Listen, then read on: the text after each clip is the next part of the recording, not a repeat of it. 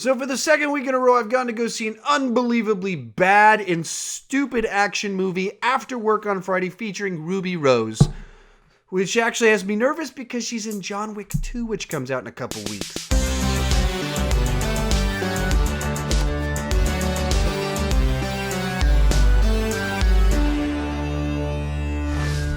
So in Resident Evil, the final chapter, Alice, our favorite anti-zombie, anti-big corporation superhero, discovers she has 48 hours to save the remaining population of mankind by going back to where it all started at the Hive for one final showdown with the Umbrella Corporation. And we're finally going to learn the truth about Alice and the Umbrella Company's evil schemes. Now, if you're a fan of this series and that synopsis and promise sounds, well, promising to you, you'll probably enjoy this very loud and obnoxious movie. However, for the rest of mankind, you will not get any joy out of this movie at all. So I am not a fan of this series. I haven't even seen all the movies. I went in expecting a bad movie, but hoping for a bad movie that I can enjoy, because I can enjoy bad movies.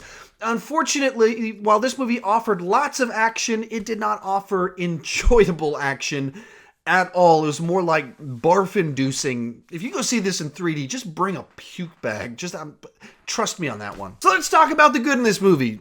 Nothing in this movie is good, but I will say, oddly enough, the plot is the most interesting thing about the movie.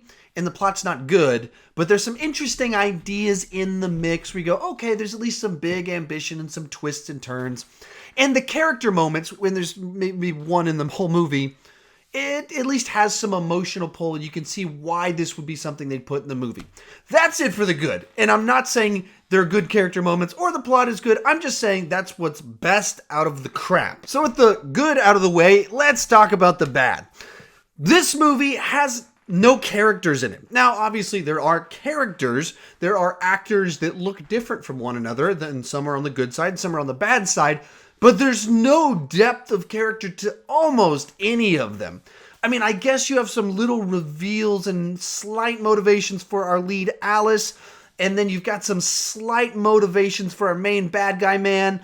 And then there's all these other people that are just cannon fodder, or they're just there to be coincidentally move a plot point along. But they're not characters. If you were to say, hey, tell me something about Ali Lauder's character, I would say she looks like the girl from Heroes, and she's a good guy, and she's friends with Alice. That's it. Like, I couldn't tell you anything about her motivations, her desires, what she wants, her personality. I could not tell you a single thing about her personality because there's no depth there. There's no character there. And from there, the whole story's propelled forward by a series of coincidental run-ins where Alice just happens to run into the characters that move the story forward. And these characters are her buddies from the previous film, or the main bad guy from the previous film, that just happened to be in the same place as her. She's on planet Earth in the United States, and she just happens to wander into a city right where they're at, coincidentally. And then even moving beyond that, the main plot, the big reveals about the motivations and scheme of the Umbrella Company makes as little sense as you'd think it would. And perhaps in a dumb movie like this, I could forgive that and wouldn't care about it. But because the movie annoyed me so much, and all I'm left to is enjoying the plot and the big reveals, you gotta point out, it's stupid and it doesn't make any sense at all. And the way all these elements come together, my buddy I went to go see it with phrased it this way. These movies started out as video game movies, and then they turned into just video games. Like, the way the story unfolds is someone goes somewhere, there's a minute of setup of why they're there, there's then an action sequence. There's then a 1 or 2 minute long scene giving a little bit of dialogue, a cut scene as it is in a video game. Then they move on to a new location where there's another action sequence. But it's like action sequence, 1 minute setup for the next action sequence in a new level, another dialogue scene, and then a boss fight. That's the way it plays out the entire movie. And here's the deal. I wouldn't care about any of this. Bad characters, bad motivation, hilariously goofy story structure, and just excuses to get from scene to scene to scene. If the action was good in this action movie, it's not. It is unbelievably bad. Like, you're watching it, and is the worst example of shaky cam, quick cut, disguising what's going on with just chop, chop, chop, chop, chop, chop, left, right. I mean, just constantly cutting that I've seen in forever. And so, like, I just was cutting through that, and it's just been the same take of me talking with just zooming in and moving my frame around, picture on the frame around. Imagine you're watching a fight scene that's in the dark, and the camera just keeps moving around, jumping all around, and there's cut, cut, cut. And I mean, we're talking 4 cuts in a second. That's the pace at which some of this happens. And I was watching it like, I don't know what I'm looking at. I know there's a monster, and I know Alice is jumping, and okay, she has a gun now. I do not know what is happening in the sequence because it's so close, it's so shaky, and it's cutting so unbelievably fast. And that's all of the action in the entire movie. Bad, quick cutting. And when you have an action movie, that's what you have to deliver, and it doesn't. So in a movie, if you got characters that work that you care about, you can get away with bad action because you care about the characters, so it's still thrilling. Or if you've got terrible characters and you've got great action, it's interesting to watch because you have great action. When you have characters you don't care about, and the action sequence is so chop, cut, foo, all over the place that you don't know what's happening, it's just visual noise.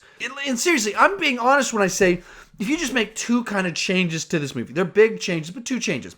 First off, in the action sequences, quadruple the length of a cut. Like between cuts, so if normally there's 4 cuts a second, each shot is a second long. Instantly, I'm going to add a point when I get to my rating. I mean, it just jumps up 1 or 2 points just by doing that because, yeah, I mean, it's just dumb fun. You can kind of watch what's going on. It's enjoyable enough, I guess. Number 2, just add 10 minutes to the movie of the characters talking to each other. Just try. Just give us some backstory. Like, there's a whole group of characters in this movie that I don't even remember how they died.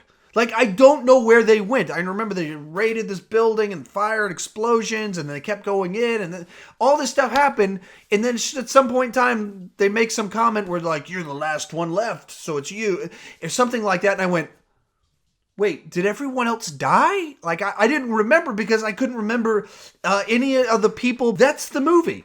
So you just give us 10 minutes of them talking to each other so I care about them a little bit, and have action so you can see what's going on. That's simple, and I'd probably give it like a 6 or 6.5, but because this movie is unwatchable, it does not deliver on characters, dialogue, certainly not on dialogue, plot, and most importantly, it's an action movie that does not deliver on action. It's not horrifying. There's a few jump scares, but it's legitimately just, ah! And so, of course, you're going to jump in your seat when somebody suddenly screams or yells or makes a loud noise. Because of that, I'm going to go 3.5 out of 10. I was going to go 3 out of 10, and then I went, there's a few ideas in here that were kind of interesting.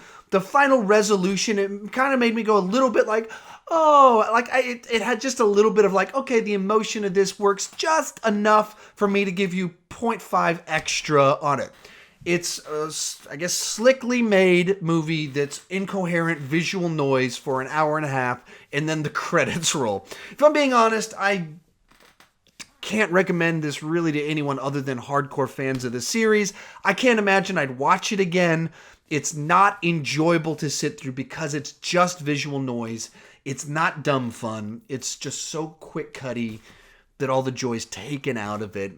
But that's just my opinion. How about you? Tell me what you thought about this movie and the series in the comment section. If you're a fan of this, can you kind of sell me on what's the appeal of the series? Because to me, it just feels like there could be a good movie here, but they're so poorly executed. In the case of this one, just cut to pieces in the action so much that there's no enjoyment to be had in it. But I don't want to just talk about Resident Evil. I want to talk about Resident Evil with you. So join us in the comment section down below. If you're new to my channel, you've never clicked that subscribe button, please consider clicking the subscribe button. I do a daily movie news roundup during the work week, as well as 3-4 movie reviews during the week, and a live show on Sundays where I kind of take your questions, bring some guests on, and it's intentionally meant to have some interaction with you guys, the fan. And as always, thank you for watching.